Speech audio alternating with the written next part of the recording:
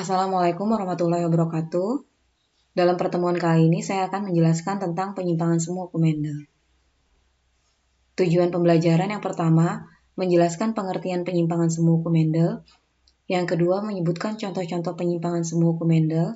Dan yang ketiga, menentukan pewarisan sifat yang berkaitan dengan alel letal, alel kodominan, dan alel ganda. Penyimpangan yang kedua adalah atavisme atau interaksi gen, yaitu peristiwa di mana pasangan gen yang bukan alelnya berinteraksi berpengaruh sama kuat pada bagian tubuh yang sama dalam memunculkan fenotip. Jadi, di sini contohnya adalah pial atau jengger ayam. Jengger ayam itu ada 4, ada yang namanya pial ros atau gerigi, pi biji, walnut atau sumpel, dan terakhir single atau bilah. Itu fenotipnya 4 dengan genotip yang berbeda. Jadi kalau yang ros itu ra strip pp. Strip itu artinya bisa R besar, bisa R kecil. Yang penting pokoknya ada huruf R yang besar, 1 atau 2, tapi nggak ada huruf P besar. Jadi dia ra pi bisa dibilang ya. Nah, sedangkan kalau pi atau biji, dia yang besar hanya huruf P besar saja. Nah, P besarnya mau 1 mau 2, itu pasti pi. Yang penting tidak ada R besar. Sedangkan kalau walnut itu harus bertemu dengan 2 gen yang dominan. Ada ra sama pa. Terserah ra-nya mau 1 atau 2, pa-nya mau 1 atau 2. Yang penting mereka muncul bersamaan. Ra, pa. Sedangkan kalau single atau bilah, dia resesif. Dua-duanya kecil, tidak ada yang besar. Di sini sudah ada persilangan ayam pial ros dengan pi. Ros itu rara pipi karena ada huruf R yang besar, jadi ros, ingat aja ya. Kemudian pi itu riri papa. Akan menghasilkan anak dengan gamet orang tua rara pipi rapi dan gamet riri papa ripa. Jadilah anak ra ri pa pi. Orang tua ros sama pi tiba-tiba muncul fenotip baru walnut. Itu namanya mengalami penyimpangan. Nih walnut. Kemudian rari papi disilangkan dengan rari papi. Ada gamet 4, rapa, ripa, rapi, ripi. Disilangkan seperti biasa. Rapa ketemu rapa, rara papa. Jadinya ini dominan-dominan. Ini rari papa, dominan-dominan juga. Dominan-dominan, dominan-dominan, dominan-dominan. Dominan-dominan itu ada 9. Dominan resesif ada 3. Dominan resesif. Dominan resesif. Nah, itu ada 3. Dan resesif dominan, resesif dominan, resesif dominan, resesif dominan. Ada 3. Resesif-resesif itu ada 1. Karena ini penyimpangan semu hukum Mendel, apakah tetap fenotipnya mengalami penyimpangan? Rasionya dilihat dominan-dominan, ada R besar, ada P besar. Jadinya walnut 9. Dominan resesif, R-nya besar, P-nya kecil, jadinya ros. Resesif dominan, R kecil tapi P-nya besar, pi. Dan resesif-resesif, 2-nya kecil, single. Dan ternyata dia rasio fenotipnya tetap sama, 9, 3, 3, 1. Tapi kenapa dikatakan menyimpang? Dia menyimpang karena terbentuknya suatu fenotip yang baru. Ada walnut dan juga single. Itu ya. Contoh soal untuk atavisme. Suatu persilangan ayam pial jantan walnut rari papi disilangkan dengan ayam betina pial ros rara pipi. Kemungkinan anakan yang memiliki pia single.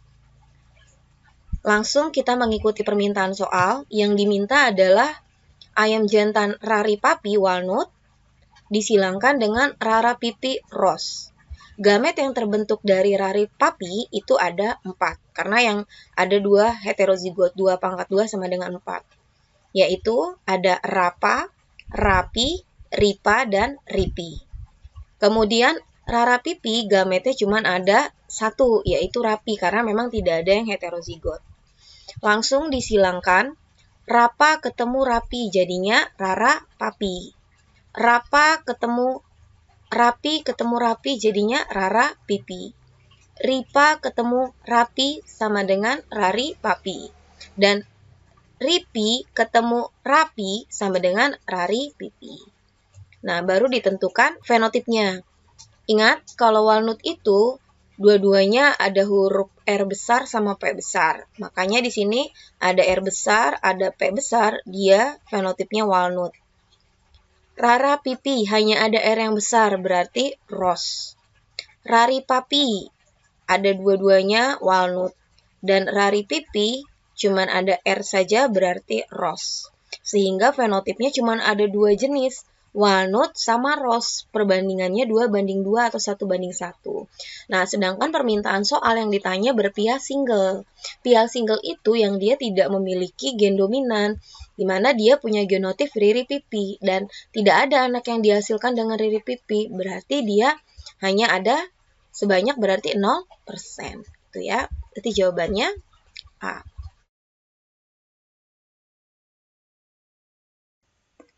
Ketiga, polimeri. Polimeri adalah interaksi antar gen yang bersifat kumulatif atau saling menambah. Jadi, banyak gen bukan alel tetapi mempengaruhi karakter atau sifat yang sama.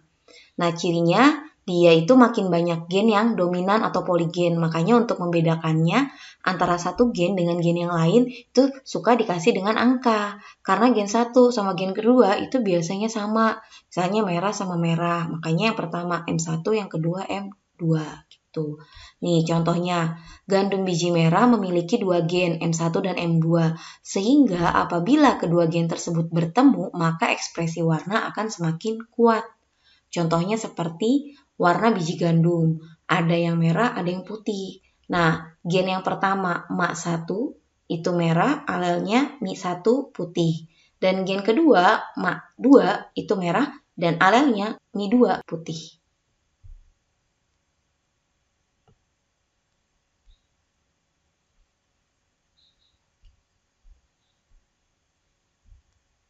Kita lihat persilangannya polimeri. Gandum warna merah disilangkan dengan gandum warna putih. Merah Ma1 Ma1, Ma2 Ma2 disilangkan dengan putih Mi1 Mi1, Mi2 Mi2. Gametnya merah itu Ma1 Ma2 dan putih Mi1 Mi2. Hasil anaknya yaitu Ma1 Mi1 Ma2 Mi2. Dia berwarna merah. Kenapa berwarna merah? Karena dia ada gen M besar. Jadi, yang namanya fenotip untuk polimeri, mau M besarnya 1, mau 2, 3, atau semuanya ada M besar, itu akan menjadi berwarna merah.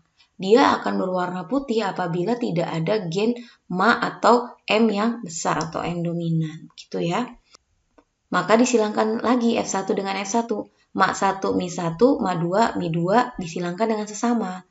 Nah, ini seperti persilangan di hibrid biasa, double hetero disilangkan dengan double hetero. Pasti nanti untuk rasio Mendelnya sama ya, rasio fenotipnya. Dominan-dominan ada 9, dominan resesif ada 3, resesif dominan ada 3, resesif-resesif ada 1. Cuman apakah akan tetap sama cara penentuan fenotipnya? Sekarang dominan-dominan, ada M1 besar, M2 besar. Nah, berarti dia karena ada M besar, warnanya merah. Dominan-dominan 9 merah. Dominan resesif, M1-nya besar, tapi M2-nya kecil. Tetap ada M besar, jadi warnanya merah. Resesif dominan, nah yang kedua, MA2-nya ada yang besar, warnanya merah lagi. Makanya yang merah itu DD, DR, RD, di total semuanya. 9 tambah 3 tambah 3, jadilah 15. Sedangkan resesif-resesif, M1 kecil, M2 juga kecil semua, berarti warnanya putih. 1. Jadi rasio fenotipnya yang merah 15, putih 1. Itu polimeri. Contoh soal yang polimeri. Persilangan tanaman gandum berbiji merah, Ma1 Mi1 Ma2 Mi2 dengan tanaman gandum berbiji putih, Mi1 Mi1 Mi2 Mi2 menghasilkan keturunan sebanyak 16 buah. Tentukan berapa jumlah keturunan tanaman gandum yang berbiji putih. Nah, ini polimeri. Jadi, langsung silangkan saja sesuai dengan parental permintaan soal. Di sini disilangkan Ma1 Mi1 Ma2 Mi2 dengan Mi1 Mi1 Mi2 Mi2, di mana merah disilangkan dengan putih. Gamet yang terbentuk untuk mak 1, mi 1, ma 2, mi 2 itu ada 4. Bisa dilihat. mak 1, ma 2, mak 1, mi 2, mi 1, ma 2, mi 1, mi 2. Sedangkan mi 1, mi 1, mi 2, mi 2, gamet yang terbentuk mi 1, mi 2. Hasilnya kita lihat, karena di sini 4 gamet, 1 berarti 4 kali 1 ada 4 anakan. Nah, mak 1, ma 2 disilangkan dengan mi 1, mi 2, hasilnya mak 1, mi 1, ma 2, mi 2. Karena polimeri itu setiap ada huruf M, walaupun 1, itu akan menghasilkan fenotip berwarna merah. Makanya ini hasilnya fenotipnya merah. Yang kedua, mak 1, mi 2 disilangkan dengan mi 1, mi 2, hasilnya mak 1, mi 1, mi 2, mi 2, tetap berwarna merah. Yang ketiga, mi 1, ma 2 disilangkan dengan mi 1, mi 2, hasilnya mi 1, mi 1, ma 2, mi 2. Hasilnya berwarna merah, walaupun cuma ada 1 ya. Dan terakhir, mi 1, mi 2 disilangkan dengan mi 1, mi 2, hasilnya mi 1, mi 1, mi 2, mi 2, dan dia berwarna putih. Sehingga rasio fenotipnya yang merah itu ada 1, 2, 3. Dan yang putih itu ada 1. Dan yang ditanyakan jumlah gandum yang berwarna putih. Jumlah gandum yang berwarna putih itu ada 1. Dari berapa? Totalnya 4. Jadi 1/4 dikali 16. 16 bagi 4, 4.000. 4.000 dikali 1 sama dengan 4.000 buah. Berarti jawabannya itu yang